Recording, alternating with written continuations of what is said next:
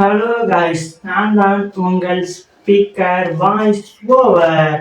இன்னைக்கான வீடியோவில் நம்ம என்ன பார்க்க போறோம்னா, நம்ம சிஜேபி அதாவது கரப்பாம்பூச்சி ஜனதாங்கிற ஒரு கட்சி இடையில இன்ஸ்டால ட்ரெண்ட் ஆகிட்டு இருந்துச்சு. அந்த கட்சி இடையில இப்போ கொஞ்ச நாளாவே நீட் அந்த நீட் தேர்வுக்குள்ள கொஸ்டின் பேப்பர் லீக் அவுட் ஆனதை பத்தி போராட்டம் பண்ணிட்டு இருக்காங்க. அதுல ஒரு மோடி மிட் நைட்ல ஒரு வீடியோ போட்டிருக்காரு, டியர் ஃப்ரெண்ட்ஸ் அப்படின்னு சொல்லி அவர் ஒரு வீடியோ போட்டிருக்காரு. அந்த வீடியோவை பத்தி சொல்றேன். அந்த வீடியோ போட்ட கொஞ்ச நேரத்திலேயே சோனம் மன்சுக்குங்கிற ஒருத்தர் போலீஸ்லாம் குண்டு கட்டோட கொண்டு போய் அவர் போய் ஹாஸ்பிட்டல்ல வைக்கிறாங்க. எதுக்காக வைக்கிறாங்கன்னா, அவர் எந்த அளவுக்கு முக்கியம்னு நீங்க எதிலே தெரிஞ்சுக்கங்க. எவ்வளவோ பேர் போராட்டத்துல இருந்தாலுமே அவரை கொண்டு போய் முக்கியமா போய் வைக்கிறாங்க, ஹாஸ்பிட்டல் வைக்கிறாங்க. இப்போ நீட் தேர்வோட எக்ஸாம் ரத்து ஆயிடுச்சு. அது எதனால ரத்தம் ஆனிச்சுன்னா, ஒரு exam question paper leak out பண்ணி அதை வெளில விட்டாங்க. அது எல்லாருக்குமே தெரிஞ்சு போன ஒரு விஷயம்தான். இதை சிஜேபி கரப்பான் பூச்சி ஜனதா கட்சி இது ஒரு அட்வான்டேஜா யூஸ் பண்ணி ஒரு ப்ரொடெக்ட்ஸ் நடத்திக்கிட்டு இருக்காங்க. இதுக்கு ஸ்டூடெண்ட்ஸ் தப்பான வழியில போயிட்டு இருக்காங்கன்னு நான் சொல்லுவேன். என்னென்ன தப்பான வழிங்க, முடிஞ்ச அளவுக்கு கவர்மெண்ட்டை பொறுத்தளவுக்கு கண்டுபிடிச்சிட்டாங்கன்னா அடுத்த நிமிஷமே அவங்க அதே மந்த்ல வேற ஒரு கொஸ்டின் பேப்பரை வச்சு அவங்க ரீ எக்ஸாம் நடத்திட்டாங்க. அப்படி இருக்கிறப்ப கவர்மெண்ட்ல அவங்க பண்ண தப்ப அவங்க ஒத்துக்கிட்டதுக்கு மன்னிப்பும் கேட்டு அடுத்த எக்ஸாம் உடனே வச்சுட்டாங்க. ஆனா இதுல என்ன ஒரு துயரமான சம்பவம்னா, 10 ஸ்டூடெண்ட்ஸ் இதுல இறந்துட்டாங்க. அதனாலதான் இவங்க போராட்டத்தை அறிவிச்சாங்க. அப்படி பார்க்கறப்ப சிஜேபி கரப்பாம்பூச்சி ஜனதா கட்சி சார்பா நடத்துற போராட்டம் தப்பு இல்லை. அவங்க என்ன கோரிக்கையை வச்சு முன்னெடுத்தி அப்படி பண்றாங்கன்னா, அதாவது கல்வி அமைச்சர் தர்மேந்திர பிரதாப் பதவி விலகணும். அவர் ஒரு ஒழுங்கற்ற ஆட்சி புரிஞ்சிருக்காரு, அவர் பதவி விட்டு விலகணும்னு சொல்லி அவங்க போராட்டம் பண்ணிக்கிட்டு இருக்காங்க. இதெல்லாம் நடந்துகிட்டு இருக்கப்ப நிறைய தனியாரா நிறைய பேர் ஸ்டூடெண்ட்ஸ் எல்லாம் ஆதரவு கொடுத்துருக்காங்க. இப்ப தமிழ்நாட்டிலுமே அது எதிரொலிச்சுக்கிட்டு இருக்கு. அந்த ஒரு விஷயத்தினாலதான் நான் இப்ப பேச வந்தேன். நான் இது சின்னதா நடக்கும், 1 day இல்ல 2 day நடக்கும், அதோட முடிஞ்சிடும் தான் நினைச்சேன். ஆனா இது பார்த்து இப்போ வளர்ந்துகிட்டே போயிட்டு இருக்கு.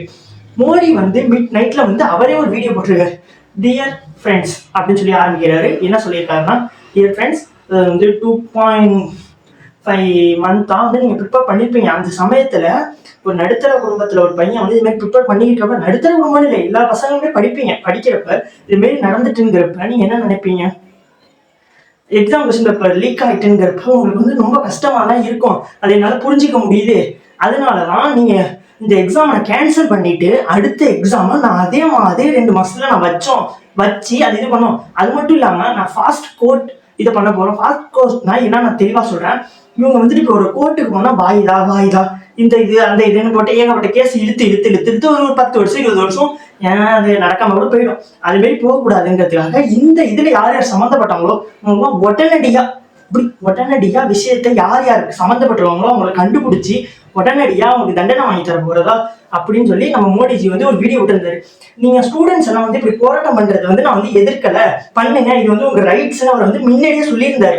சொல்லியிருந்த மாதிரி அவர் அந்த வீடியோல என்ன சொல்லிருக்காங்க, அது உங்க ரைட்ஸ், நீங்க பண்ணுங்க, அது தப்பு கிடையாது. ஆனா இதை அட்வான்டேஜா யூஸ் பண்ணிக்கிட்டு சில பேர் உள்ள நுழைய ஆரம்பிச்சாங்க.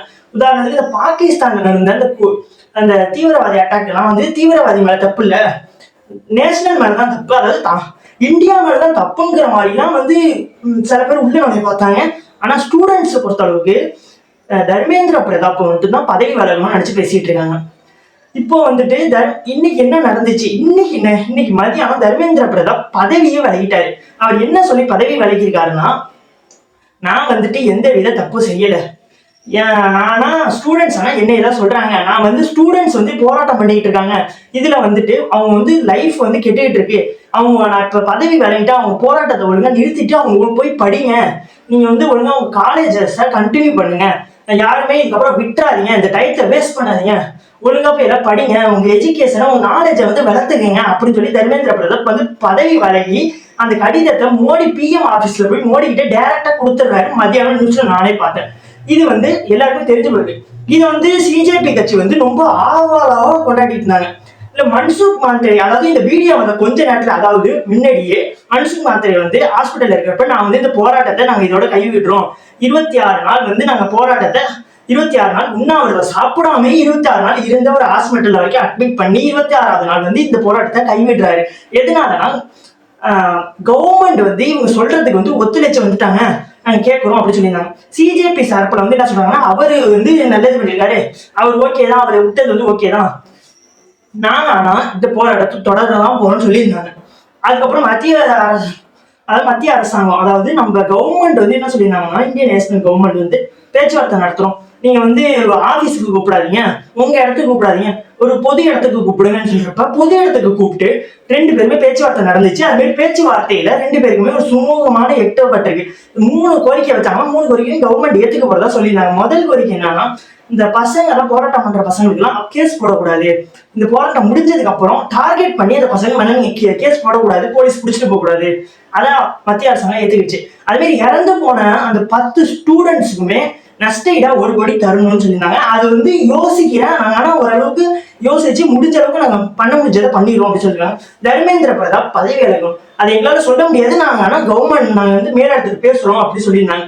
இதை வந்து நாங்க மத்தியானத்துக்குள்ள சொல்லிடுவோம் அப்படின்னு சொல்லியிருந்த மாரி இன்னைக்கு மத்தியானம் தர்மேந்திர பிரதாப் பதவி விலகிட்டாரு. அது மாதிரி அந்த ஸ்டூடெண்ட்ஸுக்கு பணம் தரேன் அதெல்லாம் சொல்லியிருந்தாங்க. இதை வந்து சிஜேபி கட்சி வந்து ஏத்துக்கிட்டாங்களா ஏத்துக்கலைன்னு எனக்கு தெரியல. ஆனா வந்து மன்சுக் மாந்திரி வந்து ஏத்துக்கிட்டு அவர் வந்து இதை விலகிட்டாரு. ஆனா இவங்க ஏத்துக்காம இன்னும் இருந்தாங்க. அதே மாதிரி மத்தியானம் அதாவது நம்ம மத்திய கல்வி அமைச்சர் வந்து தர்ம மாத்திரை வந்து பதவி விலகிட்டாரு. இது பத்தி நீங்க என்ன நினைக்கிறீங்க? இப்போ வந்துட்டு இப்ப நான் வந்து படிக்காத ஒரு தற்கொலை, உண்மையிலேயே நான் ஒரு படிக்காத தற்கொலை தான். இப்போ அந்த அளவுக்குலாம் அப்படின்னா வந்து கம்ப்யூட்டர் நான் வந்து ஒரு பிஇ படிச்சுக்கிட்டு இருக்கேன், அந்த அளவுக்கு கிடையாது, நான் ஒன்றும் டாப்பர்லாம் கிடையாது. இப்போ நான் வந்து படிக்கிறேன்னு வச்சுங்களேன், இப்போ என்கிட்ட நிறைய பணம் இருக்குன்னு வச்சுங்களேன், நான் என்ன பண்ணுவேன்னா ஒரு குறிப்பிட்ட பணத்தை கொண்டு போய் நான் நல்ல ஒரு மெடிக்கல் காலேஜில் கொடுத்து சீட்டு வாங்கிடுவேன். சீட்டு வாங்கிட்டு அதே பணத்தை கொடுத்தா வந்துட்டு ஈஸியாக பாஸ் வாங்குறதுனா இதெல்லாம் ஈஸியான மேட்டர் உங்களுக்கு தெரியும். அதெல்லாம் வாங்கி நான் உள்ள போயிட்டு எதுவுமே தெரியாது, என் கையில ஒரு டெஸ்டோஸ்கோப்பையும் ஒரு கத்தியும் கொடுத்து ஒரு பேஷண்ட்டையும் கொடுத்து வெட்டுனா வெட்டாம இருப்பான். நான் எங்க வெட்டுவேன், எனக்கு எதுவுமே தெரியாதுங்கிறப்ப ஏதோ ஒன்று பண்ணி விட்டுருவான். லைசன்ஸ் ஈஸியா கிடைச்சிடுது. அதனாலதான் நீட்டை கொண்டு வந்தாங்க. தகுதி உள்ளவர்கள் மட்டும்தான் உள்ள போகணும், பணக்காரன் மட்டும் போகக்கூடாது, ஏழை மாணவர்கள் நல்ல அறிவு உள்ள மாணவர்கள் உள்ள போகணுங்கிறதுக்கு தான் நீட்டை கொண்டு வந்தாங்க. தமிழ்நாட்டுல 7.5 ரிசர்வேஷன் தான் நிறைய எடப்பாடி கொண்டு வந்திருக்காரு. நீங்க அதை பார்த்துக்கிட்டு இருக்கீங்கன்னா நீட்டு தேவையா தேவை இல்லையா அப்படிங்கிறத கமெண்ட்ல சொல்லுங்க. நிறைய பேர் நீட்டு வேணும்னு சொல்லிட்டு இருக்காங்க. இவங்க வந்து நீட் வேண்டாம்னு சொன்னாங்க, ஆனா நீட் வேண்டாம்ங்கிறத வந்து மத்திய அரசாங்கம் இன்னும் முடிவு சொல்லலை. நீட்டு கண்டிப்பா இருக்குங்கிற மாதிரி தான் இருக்கு. இவங்க என்ன நினைச்சிருக்காங்க, நீட்டு கிடையாதுன்னு சொல்லி கொஞ்சம் இது வந்துட்டு இருக்கு. நீட்டு கண்டிப்பா இருக்கும், நெக்ஸ்ட் இயரும் இருக்கும், அதனால நீட்டு கிடையாதுன்னு நினைச்சிருக்காங்க. நீட் இன்னும் ரத்து பண்ணல. இது போல மேலும் பல வீடியோஸ் வேணும்னா ஸ்பீக்கர் வாய்ஸ் ஓவர் சேனலை மறக்காம சப்ஸ்கிரைப் பண்ணிடுங்க. தேங்க்யூ ஃபார் வாட்சிங்.